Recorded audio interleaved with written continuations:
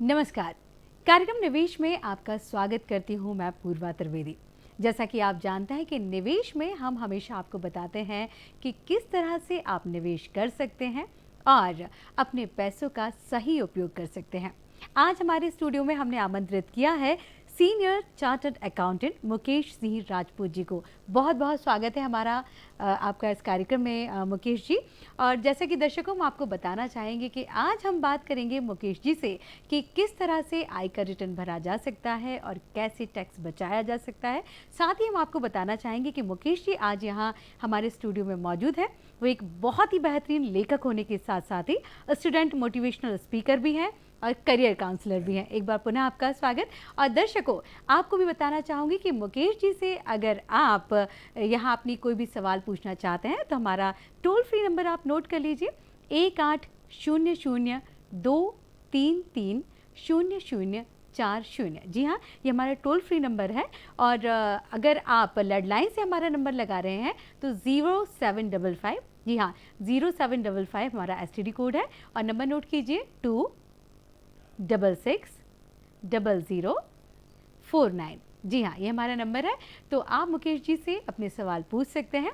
और सबसे पहले तो मुकेश जी हम आपसे जानना चाहते हैं कि जैसा कि लोग आयकर रिटर्न जब भरते हैं तो इसके बारे में हम थोड़ा सा विस्तृत जानना चाहते हैं, क्योंकि कई हमारे दर्शक हैं जो ये भी नहीं जानते कि किस तरह से भरना है, आयकर रिटर्न क्या होता है और ये कितना आवश्यक होता है। सबसे पहले तो मैं आपका बहुत बहुत धन्यवाद और दूरदर्शन का बहुत बहुत धन्यवाद देना चाहता हूं कि आज आपके इस निवेश कार्यक्रम के माध्यम से वो जान पाएंगे कि आयकर रिटर्न कितना महत्वपूर्ण होता है और इसके भरने के कई फ़ायदे हो सकते हैं। देखिए, आयकर बेसिकली क्या होता है, जो आपने साल भर में जो भी आपने कमाया होता है उस कमाई का एक ब्यौरा होता है जो सरकार को देना होता है, और इसी को ही हम आयकर रिटर्न्स बोलते हैं। अगर आप रिटर्न को फाइल करते हैं तो इसके आपके फ़ायदे कई हो सकते हैं। जैसे मान लीजिए आप लोन लेने जाएंगे, मकान का खरीदने जाते हैं या कोई भी बिजनेस लोन लेने जाते हैं तो फाइनेंशियल इंस्टीट्यूशन आपसे ये बोलता है कि आपके पास आयकर विवरणी है। अगर आप आयकर विवरणी प्रस्तुत कर पाते हैं तो आपको लोन आसानी से मिल जाता है। इसके और भी बहुत से कई फायदे जो कि आपके नेक्स्ट वाले क्वेश्चन में हम आपको रिप्लाई देते रहेंगे। जी बिल्कुल। जी बिल्कुल, आपसे यही पूछना चाहते कि आयकर रिटर्न भरते समय क्या सावधानियां हम सबको रखनी चाहिए। देखिए, सबसे पहले तो मैं आपको स्पष्ट अपूर्वा मैडम बताना चाहता हूँ, पूर्वा मैडम, कि यदि आयकर आप किसी कंसल्टेंट से या किसी एडवोकेट से आप नहीं भरवाना चाहते, आप स्वयं फाइल करना चाहते हैं, तो इनकम टैक्स डिपार्टमेंट ने एक बहुत अच्छा पोर्टल बनाया है, यूजर फ्री पोर्टल है। आप बस अपनी ईमेल आईडी के द्वारा अपना लॉगिन आईडी बनाइए, पैन कार्ड के द्वारा उसका पासवर्ड क्रिएट कीजिए। उसके बाद आपको एक अपना पोर्टल पे जाने का गेटवे मिल जाएगा। जैसे आप पोर्टल पे जाएंगे तो वहाँ पर यदि आप मान लीजिए सैलरीड क्लास के पर्सन है तो वहाँ पर आपको पहले से ही अपना रिटर्न फॉर्म जो है भरा भराया मिलेगा। केवल आपको उस फार्म को जाके देखना है कि जो इन्फॉर्मेशन उसमें आ रही है क्या वो इन्फॉर्मेशन आपके से रिलेटेड है या नहीं है। अगर आपसे रिलेटेड है, संबंधित है, तो आप उसको यस करके ओके करके फाइनल करके उसे सबमिट करेंगे। लेकिन यदि आप खुद फाइल करने जा रहे हैं तो मैं यहाँ पर थोड़ी सावधानी वाली बात ये कहना चाहता हूँ कि आपको AIS यानी एनुअल इंफॉर्मेशन सिस्टम होता है और TIS यानी टैक्स पेयर इंफॉर्मेशन सिस्टम होता है, उसको जरूर आप लॉगिन करें, यानी लॉगिन करके उसको डाउनलोड करें। और डाउनलोड करने के बाद आप उसमें जो बताई गई चीज़ें उसका वेरिफिकेशन करें। मैं AIS और TIS के बारे में थोड़ा इसलिए बताना चाहता हूँ कि आप जहाँ भी लेन देन करते हैं, जो भी सरकारी विभाग से लेन देन करते हैं, आपने बैंक में पैसा जमा किया या आपने कहीं विदेश की यात्रा की, आपने कुछ भी खर्चे किए हैं, साल भर में आपने कितने पिज्जा खाए, कितने बर्गर खाए या इस तरह के जो भी आपके खर्चे हैं, कहीं ना कहीं वो इन्फॉर्मेशन ऑटोमेटिक कलेक्शन होती रहती है। या यूं कहें तो आपके पास कोई क्रेडिट कार्ड है तो आपने किस किस क्रेडिट कार्ड का इस्तेमाल करके क्या क्या चीज़ें आपने खरीदी हैं, वो सारा का सारा एक डिटेल्ड रिकॉर्ड सरकार के पास, इनकम टैक्स के पास बनता है। उसको बोलते हैं हम AIS या TIS। तब उसको डाउनलोड करेंगे, उसमें आपको पूरा ब्यौरा आएगा कि आपने मकान कब खरीदा, कब बेचा, कब आपने FD बनाई, कहाँ FD बनाई, NSE कब लिए, ये सारी की सारी फाइनेंशियल इंफॉर्मेशन उसके अंदर रहती है। आप उसको डाउनलोड करके उसको एक एक इन्फॉर्मेशन को वेरीफाइड करिएगा। अगर वेरीफाइड करने पे आपको ऐसा लगता है कुछ इन्फॉर्मेशन डबल है तो आपको एक SFT रिटर्न फाइल करना पड़ेगा। SFT रिटर्न फाइल करके ये बताना पड़ेगा कि ये इन्फॉर्मेशन डबल आ रही है, कृपया इसको हटा दी जाए। वो कंप्लीट करने के बाद आप अपना आयकर रिटर्न फाइल कर सकते हैं। देखिए, अगर आप सैलरीड क्लास के पर्सन हैं, आपका वेतन है, तो आपको ज़्यादा परेशान होने की आवश्यकता नहीं है। आप अपना स्वयं का आयकर रिटर्न खुद ही फाइल कर सकते हैं। जी बिल्कुल मुकेश जी, बहुत ही अच्छी जानकारी है और इसको हम कंटिन्यू करेंगे। और अभी आपको बताना चाहूँगी कि हमारे साथ एक कॉलर हैं, जुड़ चुके हैं, संजय गुप्ता जी। संजय जी आपसे प्रश्न करना चाहते हैं। जी संजय जी, जी जी जी बिल्कुल बताइए। हेलो, शायद आवाज़ ही नहीं आ रही। जी संजय जी की आवाज़ हमें अभी नहीं आ रही है क्लियर और सुन नहीं पा रहे हैं। जी संजय जी बताइए आप।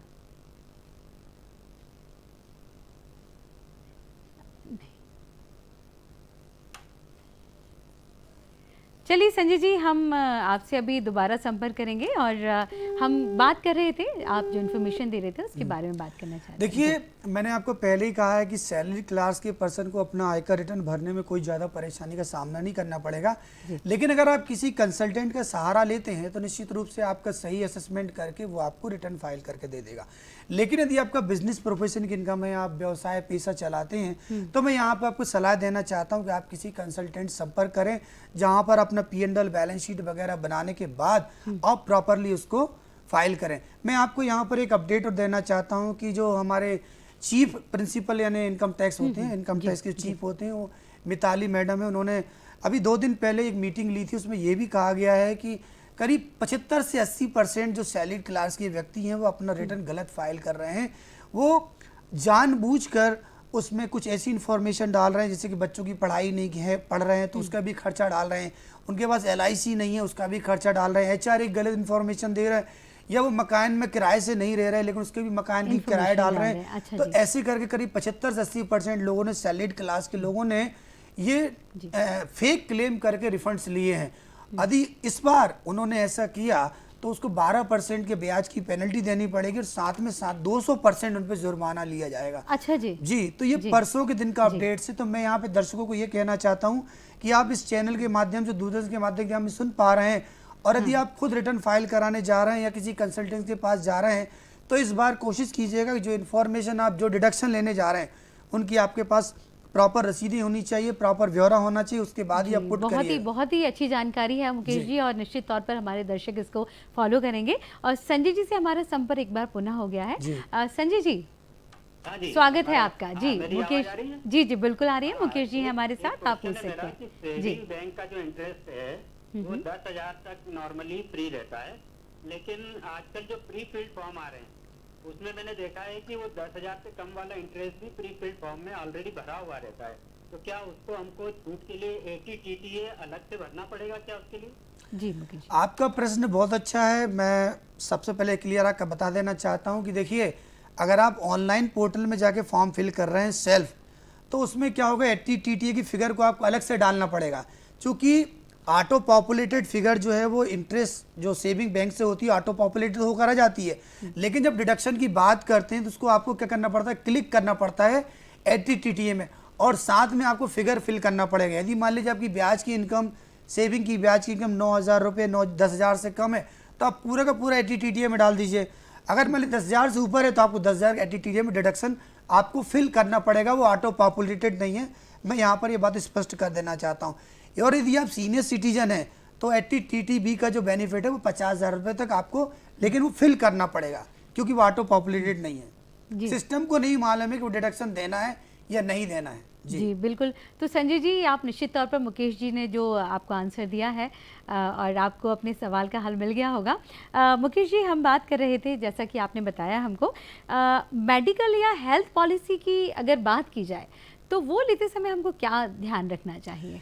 देखिए, बहुत अच्छा प्रश्न है। ज़्यादातर क्या होता है, हमारे जो एजेंट्स होते हैं वो मेडिकल या हेल्थ पॉलिसी ऐसी हमको देकर चले जाते हैं जो जिसमें उनका फ़ायदा होता है, लेकिन कभी हमको भी ध्यान रखना चाहिए, क्योंकि आजकल की तारीख में हमारे जागरूक करदाता हैं, इन्फॉर्मेशन बहुत फास्ट है, तो हम चाहते हैं कि मेडिक्लेम की जब भी आप पॉलिसी लें तो पॉलिसी लेते समय आप एजेंट से इस बात का डिस्कशन जरूर करें कि क्या वो एक सर्टेन एज के बाद या किस किस पीरियड पर उसकी प्रीमियम बढ़ेगी। अच्छा जी, ठीक है। कई बार क्या होता है कि वो हम ढेर सारे डॉक्यूमेंट पे साइन करते हैं, जब साइन करते तो न जाने कहाँ हम साइन कर देते हैं और हमको पता नहीं चलता है। जब प्रीमियम की पॉलिसी लेते हैं तो पता चलता है कि वो अगले साल ही उसका प्रीमियम रेट बढ़ा दिया, तो आपको ये ध्यान रखना है।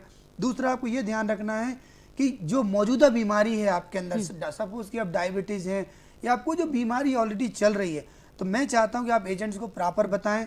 कि अगर कई बार क्या होता है कि एजेंट्स को प्रॉपर नहीं बताते, और कई बार एजेंट्स भी आगे इसलिए नहीं बताते हैं कि उसकी प्रीमियम बढ़ जाती है। अच्छा जी, तो आप क्या करें, अपने एजेंट्स को प्रॉपर बताएं कि मुझे ये बीमारी है, और जब पॉलिसी बनकर आपके पास आए तो आप ध्यान से उसको जरूर पढ़ें, क्योंकि मैंने कई क्लाइंटों को देखा है। मुकेश जी, हमारे साथ एक और हमारे कॉलर जुड़ चुके हैं, विपिन जी हैं सागर से। विपिन जी, स्वागत है आपका निवेश कार्यक्रम में।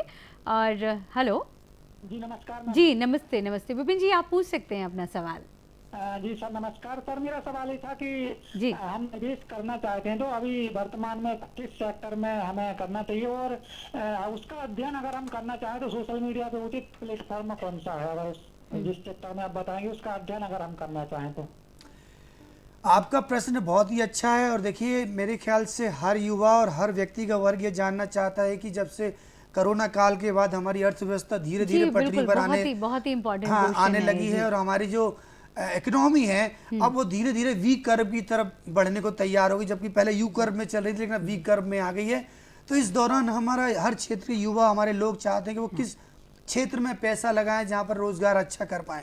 तो देखिए मैं चाहता हूँ कि आजकल मैन्युफैक्चरिंग के बहुत अच्छे यूनिट्स शुरू हो गए हैं, जैसे एमएसएमई में कई रोजगार हैं, जैसे कि मान लीजिए आप पार्लर्स के काम होते हैं, अगर सर्विस सेक्टर में आप जाना चाहते हो पार्लर्स के काम होते हैं, हेल्थ सेक्टर से जुड़े हुए बहुत सारी मेडिकल्स होती हैं, दवाइयाँ होती हैं, आप उसमें भी आप जा सकते हैं। साथ ही साथ आजकल डायपर जो होते हैं ना, जैसे कि आप जैसे कि आप जानते हैं, आज से 10 साल 15 साल पहले हमारी गृहणियाँ, हमारी महिला, जब उनके बच्चे हुआ करते थे, वो एक कॉटन के कपड़े से उसका इस्तेमाल करके बच्चों को लपेटा करते थे। लेकिन समय का दौर बदला और अब समय ने नई करवट बदलने के हिसाब से लोगों ने मॉडर्नाइजेशन टेक्निक को अपनाया। तो अब जनरली क्या होता है, सारी माताएं बहनें जो है अपने बच्चों को डायपर का इस्तेमाल करवाती हैं। तो डायपर का जो क्षेत्र है वो बहुत ज़्यादा खाली पड़ा है। अगर आप डायपर के क्षेत्र में पैसा लगाना चाहते हैं तो बहुत ही अच्छा इन्फॉर्मेशन है। साथ ही साथ मैं आपको एक और बिजनेस के बारे में बताना चाहता हूँ जिसमें कम पैसे में आप बहुत अच्छा कमा सकते हैं, वो है हाउस कीपिंग का। कोरोना के बाद से साफ सफाई पर बहुत ध्यान दिया गया है, आपने ध्यान दिया होगा। बिल्कुल जी, कि अब पहले इतना हम आते थे बाहर से खेल कूद कर आते थे और सडनली आके कुछ भी खाने बैठ जाते थे, लेकिन अब ऐसा नहीं होता। खाना खाने से पहले हम प्रॉपर हाथ धोते हैं, हैंड वॉश करते हैं। तो ये हमारी सारी आदत हमारे कोरोना के बाद से हुई थी। यदि आप हेल्थ सेक्टर में के साथ साथ अगर आप ऐसे सेक्टर में निवेश करना चाहते हैं, जैसे कि जो हाउस कीपिंग का काम करते हैं, आजकल बड़ोदरा गुजरात में क्या है, बने बनाए पाउडर्स मिलते हैं। आप वो पाउडर थोक के भाव खरीद के लाइए और उसको शेक करके एक बोतल का रूप देकर अपना प्रोडक्ट लॉन्च कर सकते हैं, क्योंकि इस सेक्टर में बहुत ही जगह खाली है। बहुत सारी मतलब ऐसी चीजें हैं मतलब जिसमें इन्वेस्ट करके और जो है भर सकते हैं। हाँ, एक मिनट और आपकी बात को रोकना चाहूंगा, क्योंकि इनका अगला प्रश्न था कि ये हम सारी इन्फॉर्मेशन कहाँ से आए ले पाए। तो मैं आपको देना चाहता हूँ, सागर से आप बोल रहे हैं, तो सर आप YouTube एक ऐसा माध्यम है जिसके माध्यम से आप सारी इन्फॉर्मेशन ले सकते हैं। आज ही आप YouTube पर इस बार का सर्च करें, आपको नया बिजनेस मिल जाएगा। विपिन जी, निश्चित तौर पर आपको ज़रूर बहुत अच्छा आंसर मिल चुका है और आप संतुष्ट भी होंगे। और अभी मुकेश जी हमारे पास निशा अग्रवाल जी हैं, उन्हें हमको मेल से एक क्वेश्चन भेजा है कि पेरेंट्स या हमारे जो नियरेस्ट डियरेस्ट होते हैं, अगर वो हमें कुछ गिफ्ट देते हैं तो क्या उस पर भी हमें आयकर रिटर्न भरना पड़ता है? देखिए क्या होता है कि एक्चुअली शुरुआती दौर में जब इनकम टैक्स की विचारधारा आई थी तो कोई भी उपहार देते थे एक दूसरे को, जैसे आपने हमको उपहार दिया या हमने किसी को उपहार दिया, तो उस पर टैक्स का कोई सा प्रावधान नहीं था। लेकिन जब इसका मिसयूज होने लगा तो कहीं ना कहीं सरकार को लगा कि लोग अपनी आय बचाने के लिए, टैक्स बचाने के लिए वो अपनी इनकम्स को दूसरों को गिफ्ट करते हैं ताकि उनको टैक्स ना देना पड़े। तो समय समय पर इसमें संशोधन हुए। तो सेक्शन 73, 72, 74 नए सेक्शन लाए गए। उन सेक्शन में ये बताया गया कि यदि आप अपनी इनकम को ट्रांसफर करते हैं बिना किसी कंसिडरेशन के, मान लीजिए मैंने आपका कुछ काम भी नहीं किया और आपने मुझे कुछ पैसा ट्रांसफर किया, तो कहीं ना कहीं वो मेरे लिए इनकम बन जाएगी और आपके लिए वो टैक्स में बेनिफिट मिल जाएगा। तो ऐसी कंडीशन में सरकार ने कहा कि सेक्शन 56 बनाया है जिसमें आपको टैक्स देना पड़ेगा। तो ऐसे कई मौके हैं जहां पर अगर आपको मान लीजिए गिफ्ट मिलता है तो वो आयकर से छूट मिलती है, आप उसमें प्लान कर सकते हैं। जैसे आपका बर्थडे हो या आपकी मैरिज एनिवर्सरी हो, उस दौरान आपको अगर भेंट मिलती है, शादी के समय आपको उपहार मिलता है, तो वो कर मुक्त पूरी तरह रहता है।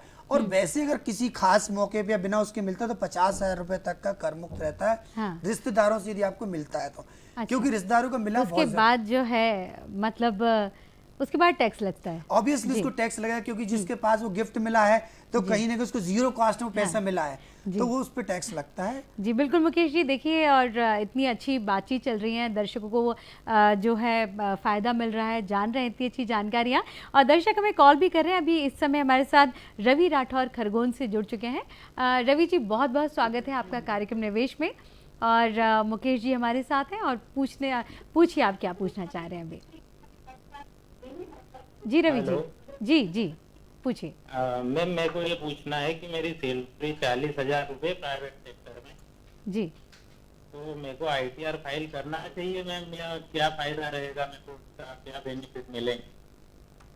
अच्छा जी बिल्कुल, जी मुकेश जी। आपका प्रश्न भी अच्छा है कि मेरी जब टैक्सेबल इनकम ही नहीं है तो मुझे आयकर रिटर्न क्यों फाइल करना चाहिए। मैं आपको यहाँ बता देना चाहता हूँ कि 5 लाख रुपए तक की आय पर कोई भी टैक्स नहीं है, लेकिन चूंकि 40,000 मंथली आपने बताया तो कहीं ना कहीं ये इनकम आपकी 2.5 लाख रुपए से ऊपर हो जाती है। जब इनकम आपकी 2.5 लाख रुपए से ऊपर हो जाती है तो आपको आयकर रिटर्न भरना अनिवार्य हो जाता है। ऐसी कंडीशन में आपको अपना आयकर रिटर्न जरूर दाखिल करना चाहिए क्योंकि 2.5 लाख से ऊपर होने पर वो टैक्स के दायरे में जाती है, लेकिन 5 लाख रुपए से कम होने से वो टैक्स के दायरे से बाहर हो जाती है। क्योंकि सेक्शन 87A होता है जिसको आपको रिबेट मिलता है कि आपकी इनकम 2.5 लाख से ऊपर होने से लेकिन 5 लाख से कम होने पर आपको रिबेट मिल जाती है। लेकिन आपको रिटर्न अपना दाखिल करना चाहिए, और जब आप रिटर्न फाइल करते हैं तो आपको कई बेनिफिट्स मिलेंगे। आपको लोन लेने में आसानी होगी, आपको एजुकेशन लोन लेने में आसानी होगी, कभी विदेश यात्रा करने जाएंगे वहाँ फायदा मिलेगा, और भी बहुत सारे कई फायदे आपको मिलेंगे। जी बिल्कुल, ये भी बहुत अच्छी बात है। जैसे रवि जी आपने सुना अभी कि देखिए टैक्स भरने के भी कितने सारे बेनिफिट्स हमको मिलते हैं मुकेश जी। मतलब बातों बातों में रवि जी ने पूछा, लेकिन आपने बताया कि अगर हम भरते हैं स्वयं से तो और भी ज़्यादा जो फ़ायदे आपने बताया, विदेश हम जा सकते हैं, आगे कुछ अपना बिजनेस भी कर सकते हैं, तो ये सारी चीज़ें भी हमको मिलती हैं। तो हमें उम्मीद है कि रवि जी आप संतुष्ट होंगे इस सवाल से। और मुकेश जी, हम आगे पूछना चाहते हैं आपसे कि गृहिणियों के लिए वैसे आयकर रिटर्न भरना कंपलसरी नहीं है जहाँ तक है, लेकिन अगर वो भरती हैं तो क्या बेनिफिट उनको हो सकता है? ये प्रश्न वाकई में बहुत अच्छा है। हमारी माताएं बहनें जो गृहिणियां हैं वो ये प्रश्न जानकर बहुत ही खुश होंगी। वो हमेशा ये सोचती हैं कि हमारी कोई आय नहीं है तो हमें क्यों रिटर्न दाखिल करना चाहिए। जी हाँ। देखिए, मैं हमेशा ही गृहिणियों को सलाह देता हूँ, या मेरी माँ जो मदर है मैं उनका भी अपना रिटर्न जानबूझ के मैं फाइल करता हूँ क्योंकि उसके कई फ़ायदे होते हैं। पहला फ़ायदा तो मैं आपको ये बता देना चाहता हूँ कि जनरली हमारे भारत में महिलाएँ होती हैं वो बचत करती हैं। हस्बैंड अगर उनको पर मंथ कुछ खर्चे के लिए, घर खर्च के लिए कुछ पैसा देते हैं, मान लीजिए 30,000 रुपए, 40,000 रुपए, अगर उनको 10,000 रुपए महीना भी महिलाओं को दिया जाए तो वो कहीं ना कहीं उसमें से पैसा बचा लेती है, बचा के रखती है, और उन पैसे में से बचाने के बाद वो बैंक में जमा करती हैं। बिल्कुल। तो बैंक में क्या होता है, जब 30,000 रुपए सुबह का ब्याज आपको मिलने लगता है तो उसमें TDS कटता है। तो इस कंडीशन में क्या होता है कि वो आपको TDS रिफंड लेने में आपको आयकर रिटर्न भरना जरूरी हो जाता है। तो आयकर रिटर्न भरने का पहला फायदा है कि आपकी कहीं भी TDS कट रहा होगा जो आपको पता नहीं है, लेकिन जब आप लॉगिन करेंगे अपना पैन कार्ड से तो हो सकता है आपको पता चल जाएगा अरे मेरा TDS कट रहा है, तो आपको रिटर्न फाइल करके वो फायदा ले सकते हैं। दूसरा फायदा ये हो सकता है कि मान लीजिए कभी आप के हस्बैंड बोलते हैं चलो मैडम आज विदेश घूमने चलते हैं अपन दोनों, तो ऐसी कंडीशन में अगर आपके पास आयकर का रिटर्न दाखिल नहीं होगा तो आपको विदेश जाने का मौका नहीं मिलेगा। तो आयकर रिटर्न फाइल करने ये महिलाओं के लिए सबसे ज्यादा इम्पोर्टेंट बात है मुकेश जी। जी तो अब जी बिल्कुल सही कहा आपने, किसी बहाने उनको अपना आयकर रिटर्न फाइल करने का मौका मिलेगा। और तीसरा मैं एक ऐसी चीज बताने जा रहा हूँ जो कि जिसको शायद सुना हो, नहीं भी सुना और सुना हो तो गलत सुना हो, कि कई बार क्या होता है एक्सीडेंट हो जाता है, दुर्घटना हो जाती है पब्लिक ट्रांसपोर्ट में, गवर्नमेंट ट्रांसपोर्ट में, तो गवर्नमेंट आपको मुआवजा देना चाहती है। तो जब मुआवजा देना चाहती है तो वो ये जानना चाहती है कि आपकी खुद की आय क्या थी। जब आपकी रिटर्न्स नहीं होते हैं, कोई चीज़ नहीं होती है, तो सरकार को मुआवजा निर्धारित करने में बहुत परेशानी होती है। लेकिन यदि आप अपना आयकर का रिटर्न फाइल कर रहे होंगे तो सरकार उसको एवरेज निकाल के जो आपकी इनकम है उसका 10 गुना आपको मुआवजा देती है। 10 गुना, मतलब दर्शकों आप सुन रहे होंगे कि बताइए कितनी बड़ी बेनिफिशियल ये चीज़ है कि अगर दुर्घटना में भगवान ना करे लेकिन ऐसा अगर कुछ हो जाता है तो आपको 10 गुना रिटर्न मिलता है। बिल्कुल मिलता है। एक्चुअली क्या होता है, देखिए जैसे ट्रेन से आप सफर कर रहे हैं जी। तो पूरी की पूरी ट्रेन जो होती है वो इंश्योरेंस होता है, उसका पूरा का पूरा ट्रेन का इंश्योरेंस होता है। और आजकल तो जो पैसेंजर होता है उनका भी अलग से इंश्योरेंस उनका होता भी है, और अलग से टिकट होता के है, साथ जी वो बिल्कुल, हाँ। कुछ पेमेंट इंक्लूड करते हैं जी। ताकि वो इंश्योरेंस आपको मिलता है Obviously, टिकट लेते तो समय। कई बार जी। ट्रेन का एक्सीडेंट हो जाता है, कई मुसाफिर उसमें एक्सपायर हो जाते हैं, तो ऐसी कंडीशन में सरकार को मुआवजा देना निर्धारित करती है कि भाई क्योंकि बिल्कुल, इंश्योरेंस, हाँ। क्योंकि पूरी ट्रेन का इंश्योरेंस होता है तो ट्रेन का नुकसान तो होता ही होता है, साथ में जो पैसेंजर बैठे हो तो वो उनको भी जान माल का नुकसान होता है। तो ऐसी कंडीशन में इंश्योरेंस कंपनी को ये निर्धारित करना पड़ता है कि उस पर्सन जो एक्सपायर हुआ है, जो उसको चोट लगी है, जी। उसको किस हद तक लॉस हुआ है। तो उस कंडीशन में असेसमेंट करने के लिए उनको इनकम टैक्स आयकर की आवश्यकता पड़ती है। तो ऐसी कंडीशन में हमेशा महिलाओं से कहना चाहता हूँ, यदि आप गृहिणी भी हैं तो आपको आपका आयकर रिटर्न जरूर फाइल करना चाहिए, क्योंकि आयकर रिटर्न दाखिल करने में कोई फीस नहीं लगती है। आप खुद अपना लॉगिन पोर्टल पे जाके अपनी रिटर्न फाइल कर सकते हैं, बहुत जी, आसान है। जैसा कि आपने हमें शुरू में बताया कि जी। किस तरह से अगर हम स्वयं भरना चाहें तो किस तरह से अपना आयकर रिटर्न हम खुद से फाइल कर सकते जी, हैं। जी। जी, बहुत ही अच्छी जानकारी आपने दी मुकेश जी। और दर्शकों, एक बार और आपको बताना चाहूँगी कि हमारे एक्सपर्ट मुकेश जी हमारे साथ हैं और हमारा टोल फ्री नंबर एक बार आप नोट कर लीजिए, 1800-233-0040। और अगर आप लैंडलाइन से हमें संपर्क करना चाहते हैं तो नोट कीजिए 0755-0755। और हमारा फ़ोन नंबर है 266-0049। जी हाँ, 266-0049। तो मुकेश जी यहाँ हमारे बीच में मौजूद हैं। आप अपने आयकर रिटर्न से रिलेटेड जो भी आपके सवाल हैं आप हमें यहाँ कॉल कीजिए और अपने सवालों के जवाब जो है आप मुकेश जी से प्राप्ति कर सकते हैं। मुकेश जी, बहुत अच्छी बात आपने गृहिणियों के लिए बताई और मतलब निश्चित तौर पे बहुत ही फ़ायदे वाली बात है, क्योंकि हम अक्सर ये सोचते हैं कि नहीं, सच में जैसा कि आपने कहा कि नहीं हमारी तो कोई इनकम है नहीं, हम तो घर से लेते हैं जी, जी। और बचत करते हैं, लेकिन वो हमारी नहीं है। तो मतलब गृहिणियों को ये बात जो है मन से निकाल देना चाहिए, क्योंकि बहुत इम्पॉर्टेंट और मुख्य पार्ट वो है जो अहम रोल अदा मैडम, मैं करती आपको है। यहाँ एक बात स्पष्ट करना जी। देना चाहता हूँ कि हाँ। हमारी भारत की गृहिणियाँ ना बहुत अलग होती हैं। जी। आप कभी मुसीबत के समय देखिए उनके पास बहुत सारे पैसे निकल कर आते हैं, मतलब वो क्या करती हैं, बहुत बचत करती हैं। हाँ। मेरी नानी ने ना आखिरी दम तक बचत कर रखा। जब मैंने मुझे मौका मिला उनकी पेटी खोलने का तो उसमें बहुत सारे पैसे मिले। तो मैं अक्सर इंसिस्ट करता हूँ कि जो मेरे सीनियर है मेरे घर में या मेरे सीनियर क्लाइंट हैं, तो मैं उनसे इंसिस्ट करता हूँ वो अपना पैसा का बैंक में रखें, और अब बैंक में जब रखेंगे तो उनको ब्याज मिलेगा। तो बिल्कुल। ब्याज मिलेगा तो उनको अपना आयकर रिटर्न जरूर दाखिल करना चाहिए। मैं बहुत बार बार यहाँ फोर्स करता हूँ। जी बिल्कुल, नहीं बहुत ही अच्छी बात आपने बताई मुकेश जी। मुकेश जी, जैसा कि आपने बताया कि आयकर रिटर्न भरना किन किन मामलों में बहुत ज़्यादा ज़रूरी होता है कि देखिए, कई बार आपके इस प्लेटफॉर्म के अलावा मुझे कई जगह क्लाइंट्स मुझसे पूछते हैं कि सर हम रिटर्न दाखिल करें कि नहीं करें। जी, मतलब क्यों करें, तो मेरा व्यक्तिगत मानना भी है और मेरा सोचना भी है, क्योंकि चूंकि हमने काफ़ी इनकम टैक्स को लेकर पढ़ाई की है, तो रिटर्न्स भरने का काम जब मैं सीए स्टूडेंट यानी सीए की पढ़ाई करता था, जी, जब तभी से मैं अपना आयकर रिटर्न दाखिल करना शुरू कर दिया था। क्योंकि आयकर रिटर्न दाखिल करने के बहुत सारे फायदे हैं। पहला फायदा तो मैंने आपको पहले कई प्रश्न में जी, बता जी, चुका हूँ, लेकिन मैं फिर से संक्षिप्त बताना चाहता हूँ कि जब भी आप कोई लोन लेने जाते हैं तो फाइनेंशियल इंस्टीट्यूशन आपसे ये बोलता है कि आपके पास कुछ ऐसा कागज दिखाइए जो ये बताए कि आपकी आय है। आय उस है, समय जी। आपके बहुत काम आता है। हाँ। साथ में आपको कई बार गारंटी, यानी आपको किसी आपके परिचित के रिश्तेदार, आपका कोई दोस्त या आपके माता पिता कोई लोन लेने जा रहे हैं बिल्कुल। और उनके पास गारंटर नहीं होता है, तो कई बार वो पेपर आपके गारंटी देने के काम में आते हैं। तो इस बार कई बार काउंटर गारंटी के कारण ही वो पेपर हमको फाइल करना चाहिए। जी, जी, बिल्कुल। रिटर्न फाइल करने के बहुत सारे फायदे हैं।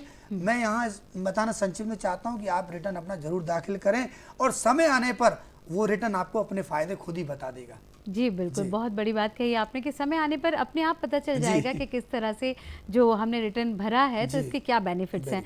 कई हमारे दर्शकों के मन में ये भी सवाल आता है मुकेश जी कि जो शेयर मार्केट में इन्वेस्ट करते हैं या प्रॉफिट लेते हैं, क्या उसको भी हम अपना आयकर में शो कर सकते हैं? ये बड़ा यूनिक प्रश्न है। यूनिक इसलिए कहूँगा कि कोरोना के बाद है ना, जहाँ तक इन्वेस्टर हैं बहुत तेजी से बढ़े हैं। मतलब मैं जब भी रिटर्न फाइल करने जा रहा हूँ, हर तीसरा चौथा रिटर्न्स में शेयर की इनकम दिख रही है। तो शेयर की इनकम होने से मतलब ये है कि जो हमारे इन्वेस्टर हैं बहुत ज़्यादा मात्रा में आ गए। तो अगर वो अपना रिटर्न गलत फाइल करेंगे तो उनको ज़्यादा टैक्स और पेनल्टी का सामना करना पड़ सकता है।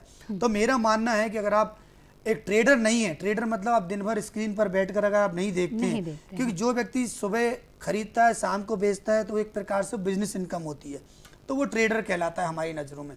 लेकिन ऐसा व्यक्ति जो ऑलरेडी कहीं सर्विस में है, कहीं जॉब कर रहा है, लेकिन थोड़ा समय निकालकर वो शेयर की खरीदारी बेच कर रहा है, इसका मतलब वो एक प्रकार से कैपिटल गेन कमा रहा है, वो इन्वेस्टर है, हमारी नज़रों में इन्वेस्टर है।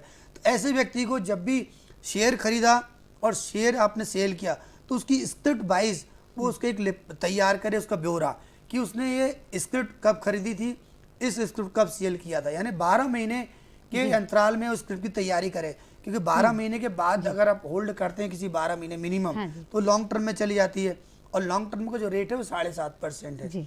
और अगर शॉर्ट टर्म है आपका 12 महीने से कम का, तो 15% आपको उसका लॉन्ग टर्म कैपिटल गेन देना यानी पड़ेगा। बहुत जी, मतलब इस तरह से हम जो है मतलब अपना प्रॉफिट और आयकर इसमें जो है अपना शो कर सकते हैं, आपको है ना? थोड़ी सी मेहनत एक्स्ट्रा जी, करना जी, पड़ेगा। नहीं बिल्कुल जाहिर सी बात है दर्शकों, मुकेश जी ने बहुत सारी जानकारियाँ रिटर्न से रिलेटेड हमको बताई, लेकिन हमारे पास समय जो है वो कम है और ये तमाम जानकारियाँ जो है हम अगले अंक में लेकर चलेंगे। आप भी हमसे जुड़ेंगे और हमारे एक्सपर्ट भी हमारे साथ रहेंगे और निश्चित तौर पर आपके सवालों के जवाब हम आपको दे पाएंगे। और आज हम निवेश में आप सभी से यही आज्ञा लेना चाहते हैं। मुकेश जी, हमारे इस कार्यक्रम में आने के लिए और इन तमाम जानकारी के लिए आपका बहुत बहुत धन्यवाद। आपका बहुत-बहुत और आप धन्यवाद। सभी को निवेश कार्यक्रम से नमस्कार।